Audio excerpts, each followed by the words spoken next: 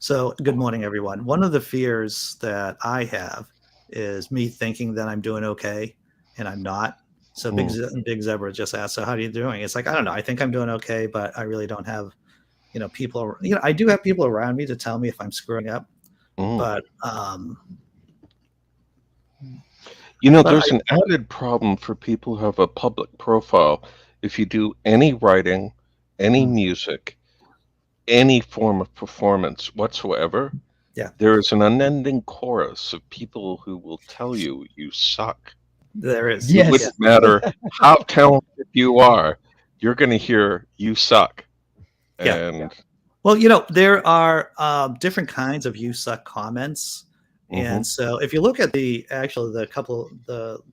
few of the latest videos, a few of the latest live streams that we did on mhm, the other channel, there's quite a few comments from people, we have triggered due to the content of this channel, and if those are the people who tell me I suck, then oh, that's great. I can listen to that all day long, right? mhm, If there are people who are like, oh, well, you don't like Putin, so you must, blah blah blah, or how can you say those things about gentle Jesus or about mm.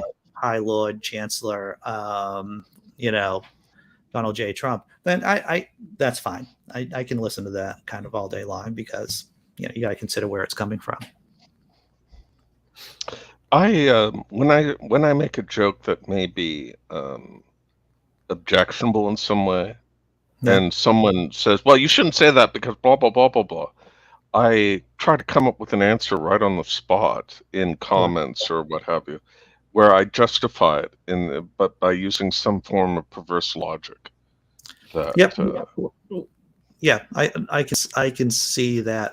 The comedian Sam Morrill, who I'm a fan of, he has a bunch of these really short videos, like 60 seconds, 30 seconds of him just interacting with hecklers or just interacting with the crowd as he performs. And the man is magic, really good at just being off the cuff and just responding to people in real time. And I'm mm, sure I've told you the story about Anthony Jeselnik, right? Whenever there's a joke that doesn't land or he goes a little too far, he would his out with the audience is that he would say something along the lines of, "Oh, I thought you guys are cool," mm, and so yeah. that always works. D Park says, "I must confess, I now sing 'I Like Big Z' in a lot in my head all the time now." Amen. Godless. Amen. Amen Right? from me, and thank you, D. Yeah. Yeah. Indeed. Mm. So Simply Secular Dave asks, why don't they play football at Catholic schools? Every time they say touchdown, the coach gets moved out of state. Wow. There Mm. you go, Dave. Yeah. So what did I do? I don't know. I wrote a bunch of articles actually on Only Sky over the weekend. I didn't broadcast because I made the choice to write. So I wrote like 4 or 5 pieces, which I'm peppering throughout the Mm. week on Only Sky. So that's what I've been up to. They're pretty funny, actually. One of them is a lot of it's about Republicans. No surprise, one of them is a piece called "Republican or Nazi." Um, I'm laughing uh, at the title.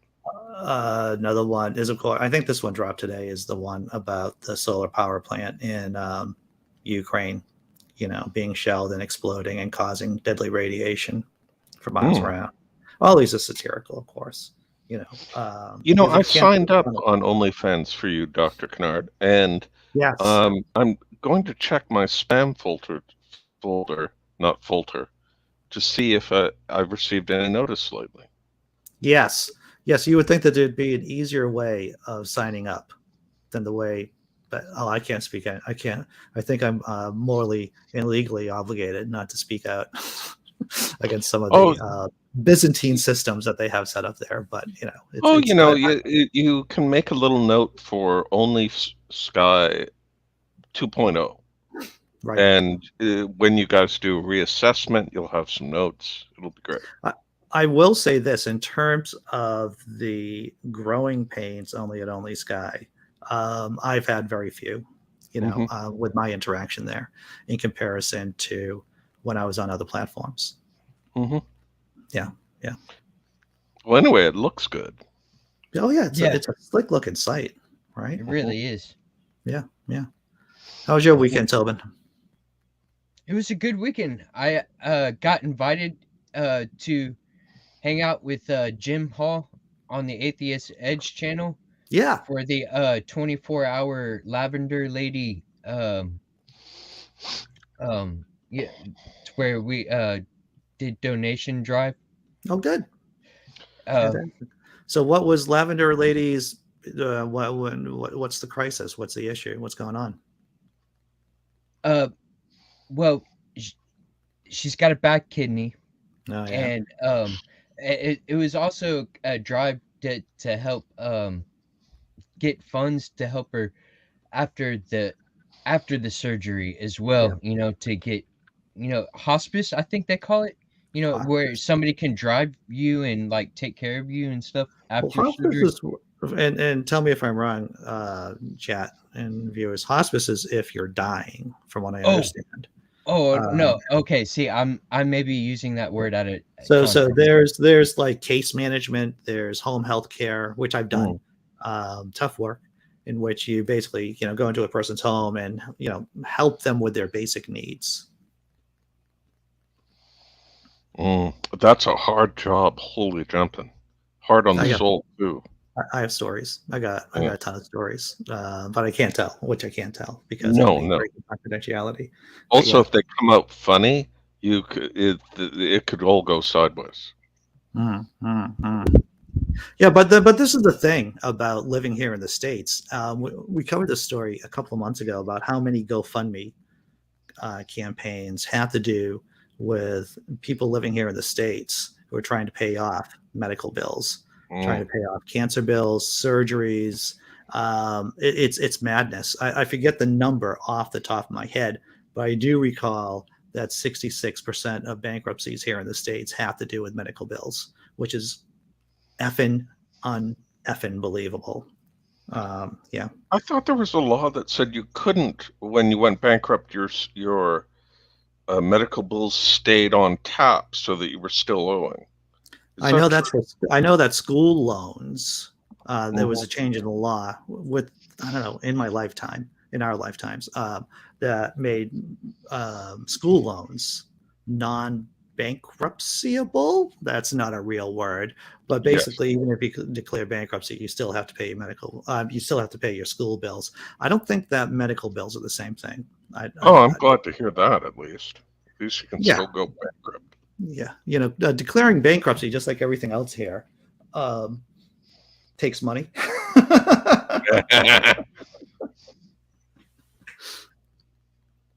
I do have an experience with that college. I went to an online college. I think it was called Westwood, and I started it and then could not finish. And anyways, it was like a little less than $1,000 that they were asking for, and I was like, y'all can wait. But they eventually just straight up took it right out of the taxes at the end of the year. Oh, yeah. I have a friend who also is in a similar situation, except like owes a ton of money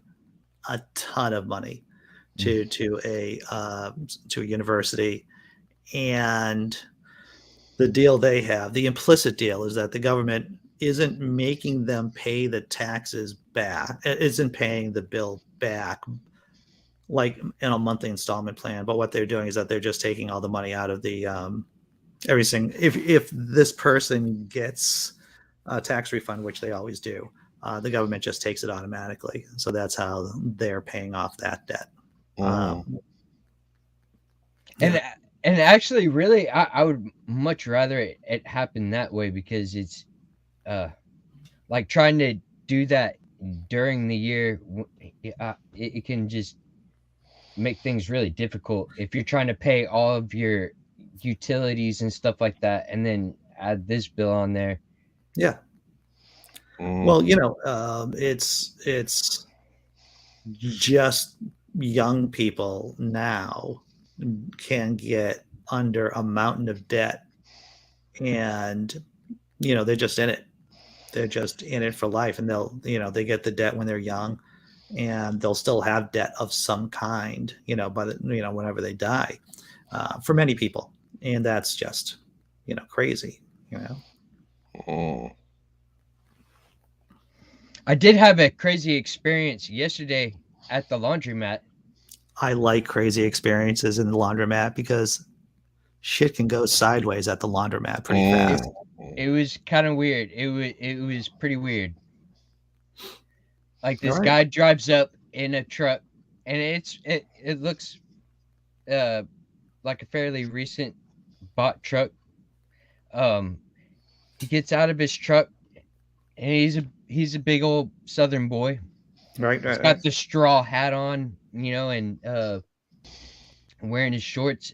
It's a nice spring day out yesterday, and it was sunny. It was definitely warm. If you sat out in the sun, you were going to sweat. And he opens the tailgate and pulls a cooler out, and then starts sliding all these little buckets up to up closer to the front of the bed. And he then starts telling everybody, hey, I got all this food. There's a bunch of pork products over there. I got some bacon and stuff. And he had beans and potato salad. And he starts offering it to everybody. And me and Kendra are like, no, we're good. Seems we're good. awfully like a gingerbread house to me. Oh man. Oh man. So- out of everybody, it ends up. Well, hang on. Maybe I should go in order of events. Yeah. Okay. So I'm out on a park bench, and he's offered us food. He says something along the lines of, "I'm running for mayor, and just to be like a butthole." But the whole butthole thing, I'm trying to censor myself a little bit. Sure. But I wasn't sure exactly if that's what I heard, because there's road noise and stuff like that. Right. So I asked him again. I was like, what are you saying? And he tilted his glasses down because he had sunglasses on. Tilted his sunglasses on. I was like, I'm just wanting to clarify. I couldn't quite hear you. Right. He was like, yeah, I'm running for mayor. I had this green tablet. If you want to write some ideas down to help our city, to make it better, I'd like to get ideas. I was like, oh yeah, I talk about politics. Yeah. I gotta take a sip off this coffee. All right, dude, go ahead. What's By the way, odd? while we're waiting, I wanted to point out that these stories usually involve somebody offering candy, and then you get into a van. And Thank you. now it's bacon in a truck. I just want to tell you how different today is than it was when I was growing up. There was, and I've told this story before, I think, is that there was someone called Russell the Candy Man. I mean, people would just call him that because he would have kids over his house, like just out in the driveway, typically, and just give them candy. And this was considered normal. This was considered normal behavior in like 1976, 1977. It's like, where are you going? Oh, we're going over to Russell's the Candy Man. So now I only went once. Because two things. One, And you got laid. no. One is because anxiety, and two, fear. And so I went, and he had a really crappy house too, unsurprisingly, right? And so his driveway was all jacked up. And of course, I tripped and fell because I have that disability and everything. And so that was my one time over at Russell the Candyman's house, and that was one time too many, I have to tell you. Okay, Tobin. So this guy, he's got his tablet out. He's got a straw hat, and the shorts he has on. In my mind, I had him in Daisy Duke shorts. That's probably not true. Yeah. I just had like the Oh, short that short. would be a wonderful sight. Oh, let me tell you, I him would be and more Daisy like Dukes. Oh man, that would be, I think fucking his butt cheeks might eat the Daisy Dukes. I don't know. well, that's what I imagined. Yes. Oh, uh, Dude, that's actually in my head right now. Oh, let me I'm get that sorry out. for that. I'm Let me sorry. get that out. Yeah, Yeah. yeah. Try not to get too excited, though. Yeah. So he starts talking to me about politics and stuff, and I end up he's talking about I'm gonna end all this welfare and stuff like that, and I was like, well, you know, don't you think that there should be opportunities? That was another one of his big talking points was everybody should have the opportunity, but yet I want to get all these people who are on welfare and not doing nothing. They need to you know, he's like making an enemy out of these people. Mm. So I tried to bring it back to like, okay, well, earlier he was saying he wants to have an opportunity afforded for everyone. I was like, and then I started talking about the idea of equality, and and I also, as I'm talking about the idea of equality, I tell him I really like talking about politics, and I can start to see that um he can tell that um he's talking to somebody who may not share the same ideas, and I'm starting to ask him questions, and he got nervous. I at least that's how I took his body language, because he Yeah. got up and he showed me a scar on his foot. He was like, we take care of our own and stuff like that, and uh and he offered us more food again, and then and this is what's really gross. Like, he takes all this food and he's telling us not to waste it, and stacking it inside the laundromat, which this is a laundromat. It's kind of warm in there, Yeah. and there's not Exactly. all that many people, and he's stacking these styrofoam like containers with meat. There's like 12 of them at least. I was Yeah. just like, this is disgusting. And he's telling us not to waste it. And I'm like, this is my responsibility now? Like, what the heck? What is going on? If the food itself wasn't poisoned, it would go bad pretty fast. Mm. Yeah. Oh. Especially if you put it on top of a dryer. Oh yeah, yeah. Oh. Well, I'd be like, why are you putting food there? There's some welfare moms who might come in here and grab it. Right. In my mind, I'm picturing a roadside stand that says free food. And it's like a big pile of chili. Yeah. Well, Tobin, once again, congratulations on doing some street epistemology, literally on the street, perhaps, with this gentleman, and at least gotten him to maybe helped him think a little bit more broadly about his opinions. Though, yeah. Yeah, there's so much to unpack, and that's the thing when you encounter insanity in real life, in real time. It's like, which aspect of this craziness am I going to address right now? Yeah. Right. Yeah. But job well done, sir. Job well done. It made Kendra nervous. Like, she got up off the table and she was like, I'm gonna go check on stuff. Smart, because that's what I would be doing too, brother. No offense. It's like, I got you back, Tobin. I got you back from over here. I might take some video for evidence. Yeah. That was another thing. I was like sitting there going, damn it, why didn't I hit record? Why didn't I hit at least like my little audio record on my phone? Just pick up the audio. Well, it's the thing is, when you're in the pocket like that, it's so you're trying to do so many things at once and trying to take in so much stimuli, so much like, what's he talking about? There's the laundry, there's the traffic, there's pork. Why is there pork? I don't understand why there's pork in this conversation whatsoever. And that is crazy. But yeah, job well done once again. And once again, good job on Kendra too, knowing where the trouble bubble is and just walking away. Yeah. I saw some news just the other day. Well, not weird. I guess it's expected. Netflix has cut service to Russia. Well, that's what happened. I mean, when you invade another country, how could you expect to see your favorite reruns of shows or those great Netflix movies? Yeah. So, I mean, a lot of this is just symbolic, but but it matters. I think symbolism matters.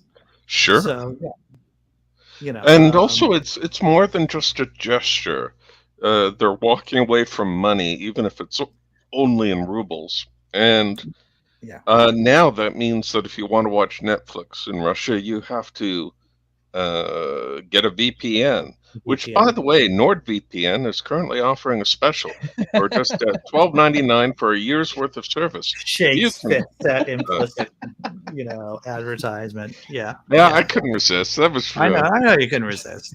I used to be in sales, you see, and shilling. And now you're better now. That's good. Congratulations on you escaping in sales. And I so far my lawsuit against the so-called inventors of the barcode is coming along nicely. Is it? Maybe. You don't know. Maybe. Do you guys think the world would have united so much against Putin if he attacked any of the stands? Yeah. Any of the stands? No. Kazakhstan? No, they wouldn't have given one official shit. Thank you. Yes. Any of the, it was just the fact that, of course, they are white people. Let's face it, right? Mm-hmm. And not only are they white people, but they're white people next to other white people. Yes. So there's definitely a lot of, there's a lot of self-interest going on here. If you're Poland, you're crapping your pants. If you're Czechoslovakia or Romania, but there are concerns. There are legitimate concerns when you have your crazy neighbor saying they want to be great again and gobbling up, trying to gobble up another major neighbor. And so there's there's racism there. There's definite racism. There's no doubt about it. Just the acceptance of refugees with open arms. They're not only white, but they're Christians too at the same time. So, Yeah.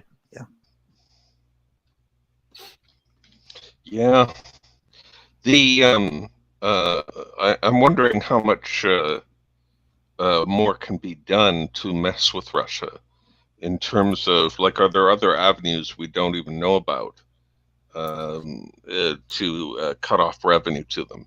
Also, I like the idea of seizing property of Russians in the West. Well, that's been happening, Yes. But so far it's been things that, it hasn't been real estate, though.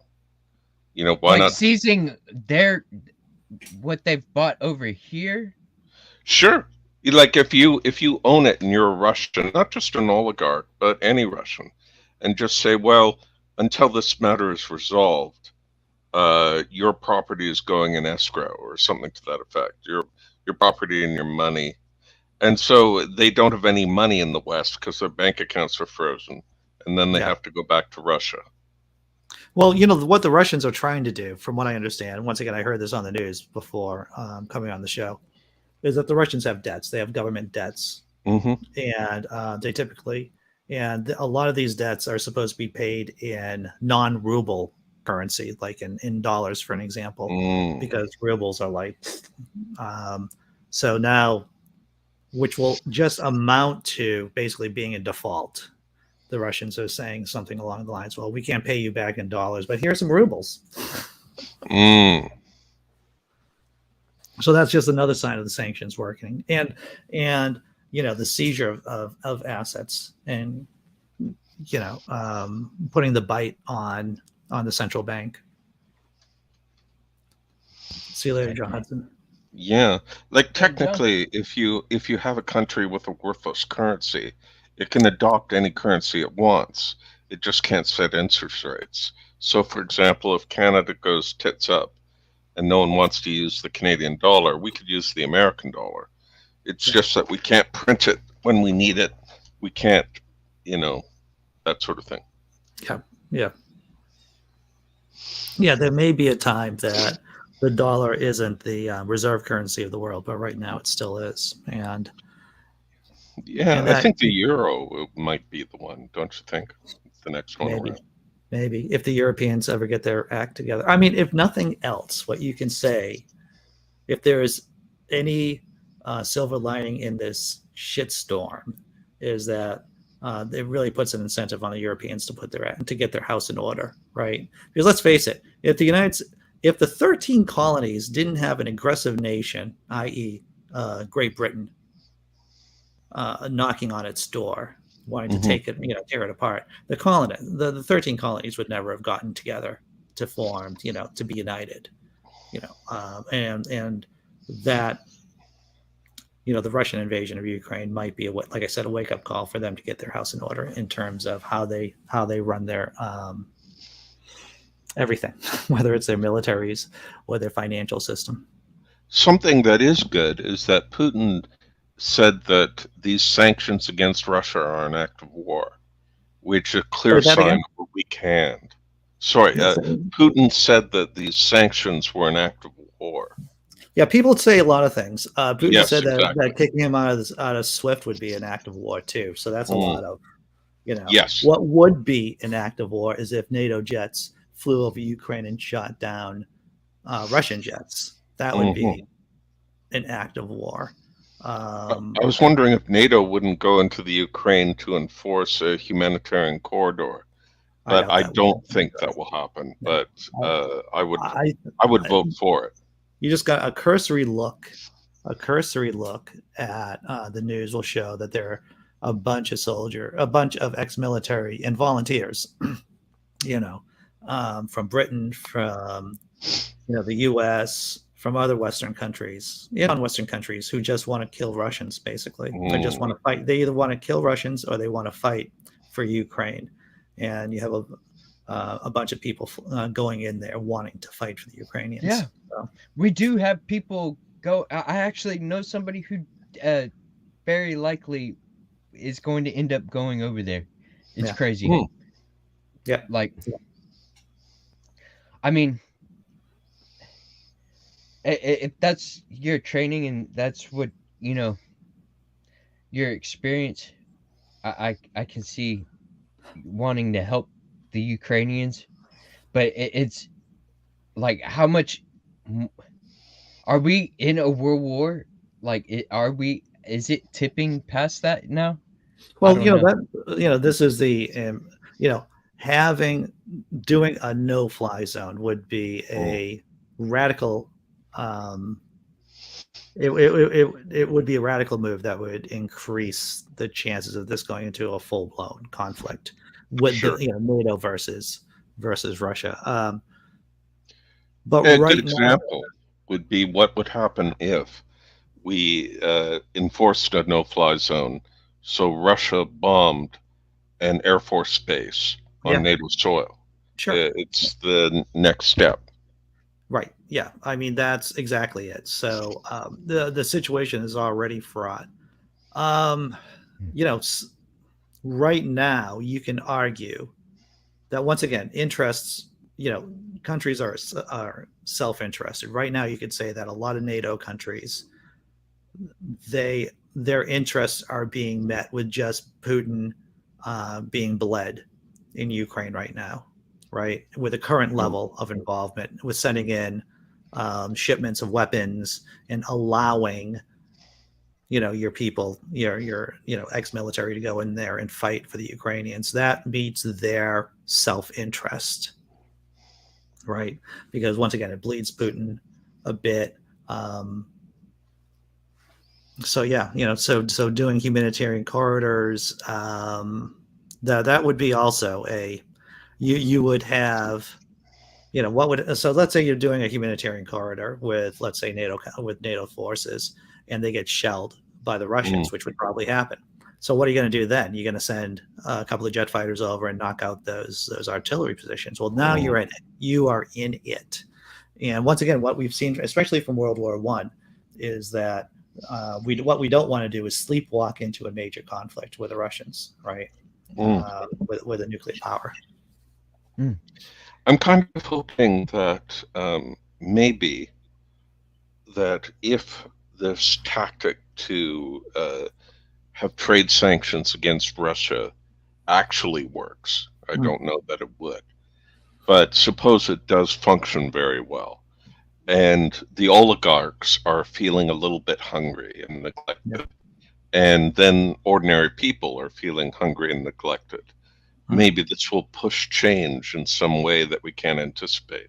Not necessarily a revolution, but yeah. Well, you could have an assassination without a revolution. So you could just have the same system, the same autocratic system. Let's face it, the Russians aren't, even if Putin dies, the Russians aren't going to suddenly become a Western-style democracy. No. Overnight. We already played that game somewhere in the late 80s and 90s. But yeah, palace coups do happen. I would say that that's a very small chance of that occurring. Putin being ex-KGB, I would imagine, has insulated himself enough so that no one's going to get close enough to him. No. But that being said, people are motivated. Who knows what will happen? Well, there was that weirdo. I tried tracking it down and I couldn't find it. But there was some weirdo oligarch who put out a bounty on Putin. For $1 million. Yes. That's not enough. That's exactly what I thought. Yeah. And also, why would he make such a claim? Because he's just signed his own death warrant. This guy's... Well, yeah. Yeah. I thought the same thing, Big Zebra. I thought the same thing. I thought that was ridiculous. Yeah. All right, so gentlemen, I'm gonna and people watching, I'm gonna close out the show. I'm gonna get ready for work by doing some more work, and so I will see you tomorrow, same time. Oh, no show on Thursday this week. No show on Thursday. A friend of mine, there's some got some medical stuff going on. I'm gonna do a sit down and see how he's doing, basically. And it was the only time that we could both make schedules work. So no show on Thursday, unfortunately. But best wishes to you and your friend. I hope. Yeah. Well. Yeah. Okay. I'll see you all later. Take care. All right, man. Hamala. Bye. Hamala.